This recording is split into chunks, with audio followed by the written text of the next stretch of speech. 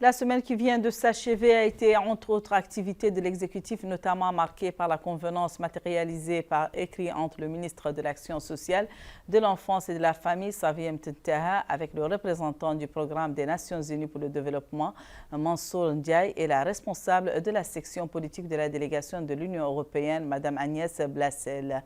Pour un rappel, il s'agissait d'un protocole visant à couronner un parcours de coopération et d'action commune pour l'équité et l'autonomisation des femmes.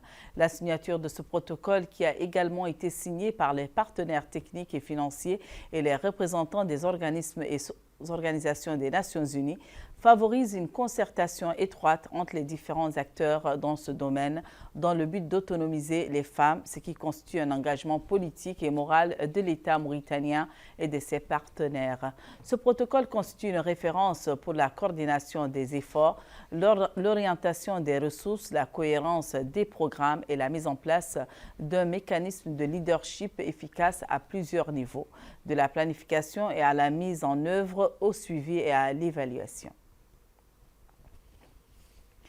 Le représentant du programme des Nations Unies pour le développement au nom du système des Nations Unies en Mauritanie a expliqué que ce protocole constitue un engagement des Nations Unies et de l'Union européenne avec les autorités mauritaniennes représentées par le ministère de l'Action sociale, de l'Enfance et de la Famille à mettre en place un mécanisme de coordination pour assurer la synchronisation des efforts de tous dans le domaine du genre.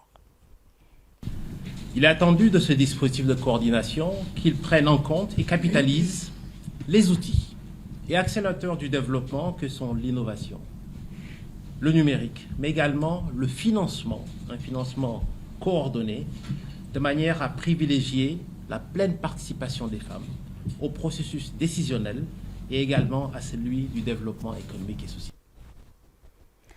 La chargée d'affaires de la délégation de l'Union européenne en Mauritanie a salué l'adoption de ce protocole qui constitue une opportunité pour coordonner les interventions des différents partenaires, se félicitant de la coopération existante entre les organes des Nations Unies et les organismes internationaux et régionaux pour élever le niveau de coopération et de coordination dans ce domaine.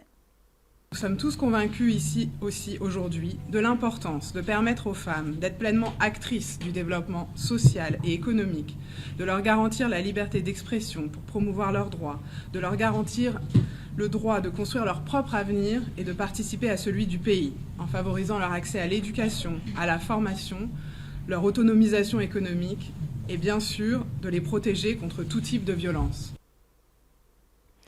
Mesdames et messieurs, dans le cadre de notre rubrique hebdomadaire du dimanche dénommée l'invité du JTD, la rédaction a justement retenu cette rencontre entre le ministère des Affaires sociales avec le PNUD et l'Union européenne en conviant en direct sur le plateau du 20h Mme Nejwa Mtketab, anthropologue de son État, mais qui a eu à diriger au plus haut niveau une structure étatique en charge de la résilience alimentaire, notamment dans les zones paupérisées.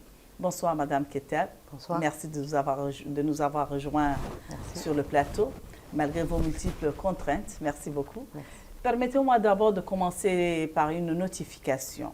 L'ONU Femmes estime que les entreprises comptant 3 femmes ou plus occupant des postes de direction obtiennent de meilleurs résultats dans toutes les dimensions de la performance organisationnelle. De plus, la réduction de l'écart entre les sexes dans l'économie pourrait stimuler l'économie mondiale de 28 milliards de dollars. Vous, en tant qu'observatrice avertie, qu'en pensez-vous? Alors, merci pour l'invitation. Effectivement, je crois que cette problématique, elle est au cœur des réflexions qui sont liées à l'autonomisation des femmes.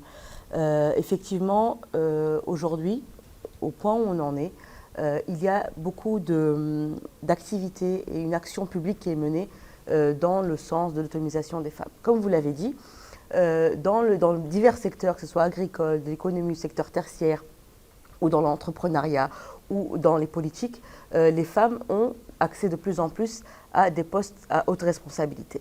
Ceci étant, il est important de noter que derrière le terme autonomisation, qui est parfois flou et galvaudé, il est important de mettre la lumière sur la nécessité de renforcer la présence des femmes dans les sphères décisionnelles. Parce que malgré tout, la présence des femmes, les figures féminines qui apparaissent de plus en plus, sont malheureusement encore bien en deçà des chiffres qui devrait être la réalité actuelle de la Mauritanie.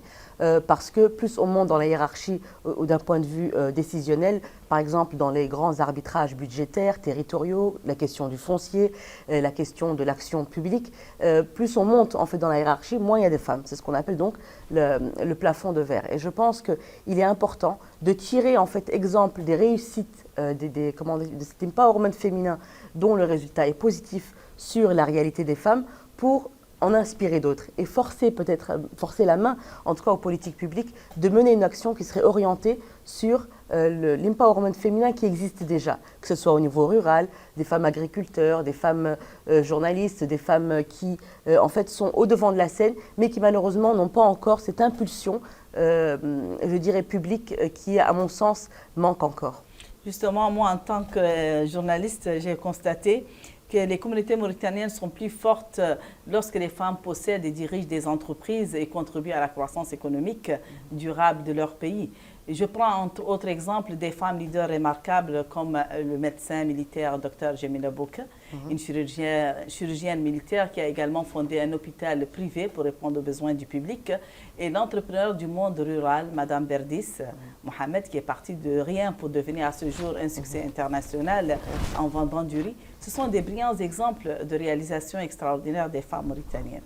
Mais le problème pour moi, c'est de pérenniser cette dynamique. Qu'en pensez-vous? Que proposez-vous pour que cette dynamique soit pérennisée? Je pense qu'il faut toujours s'inspirer de la réalité, partir des exemples concrets, comme vous avez dit, pour essayer d'inspirer d'autres femmes. Je pense que ces femmes qui sont au devant de la scène, qui ont réussi, qui sont des réelles success stories, doivent être en fait des leaders d'opinion aujourd'hui, doivent être avancées sur l'échiquier politique, dans la scène publique, et aussi avoir une politique discursive qui est là pour en fait encourager les femmes à aller dans ces domaines-là. Aujourd'hui en Mauritanie, par exemple dans le système de l'éducation, dans les mahadras, dans le système éducatif, ce sont les femmes qui prédominent dans ce domaine-là. Ce sont elles qui enseignent, ce sont elles qui prêchent, ce sont elles aussi qui sont très actives dans le domaine humanitaire. On voit aujourd'hui toutes ces associations qui font un travail sur le terrain humanitaire qui est remarquable.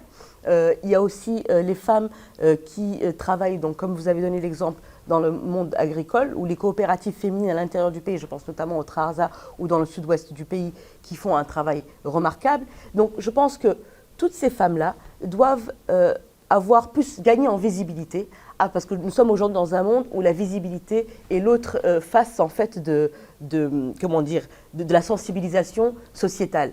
Il faut que ces femmes aient plus de visibilité pour montrer, que ce soit aux politiques publiques, mais aussi à leurs sœurs, qu'elles pourront réaliser leurs rêves. Elles peuvent aller jusqu'au bout, au-delà des obstacles socio-culturels qu'elles peuvent rencontrer.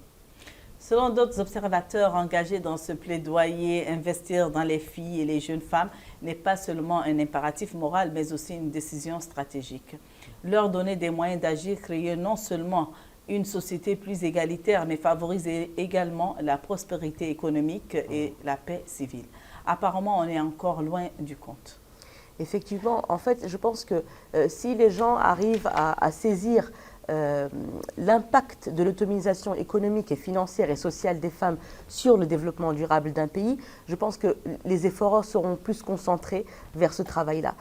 Parce que, surtout dans les sociétés de notre région où la femme, elle détient en fait une place très très importante, que ce soit au niveau social, au niveau politique, parce que au-delà de ça, même si parfois quand on monte dans la hiérarchie d'un point de vue décisionnel, il y a moins de femmes, elles sont quand même très présentes, par exemple au niveau des campagnes électorales, et ça a été prouvé. Ce sont les femmes qui poussent les gens à voter pour telle et telle personne. Donc c'est un pouvoir quand même décisionnel qui est assez important, et je pense qu'elles devraient utiliser en fait cette capacité de mobilisation politique et sociale au service des femmes. Au lieu de faire, par exemple, avancer plus de figures masculines au devant de la scène politique pour être élues, les femmes devraient être encore plus encouragées à se présenter elles-mêmes aux élections. C'est un exemple parmi d'autres. Mais tout ça, c'est pour dire que la capacité politique de mobilisation chez les femmes mauritaniennes doit vraiment être exploitée. Vous avez raison, parce que de toute façon, derrière tous ces grands hommes, c'est surtout des femmes qui, qui ont élevé, ce sont les femmes qui... Exactement. Et comme on dit aussi, derrière chaque grande femme, il n'y a qu'elle-même, en fait. Ouais. Avez-vous un appel à lancer pour progresser face à cette problématique d'émancipation du genre? Oui, je pense que c'est un travail qui est avant tout féminin, ce n'est pas un travail qu'on doit laisser à une entité publique ou bien collective, mais c'est un travail qui va commencer d'abord individuellement, femme par femme, après communautairement, et vraiment renforcer les réseaux de solidarité, que ce soit les réseaux entrepreneuriales ou bien les réseaux, par exemple, des structures éducatives, des sciences religieuses, par exemple, ou des structures qui travaillent dans le domaine social. Toute cette présence féminine, toute cette force féminine doit s'institutionnaliser, se structurer de façon à avoir un impact plus fort sur l'espace public, il me semble. Merci beaucoup. Merci pour votre disponibilité, madame. Notre rubrique du dimanche, l'invité du JTD, constitue la dernière page de ce journal.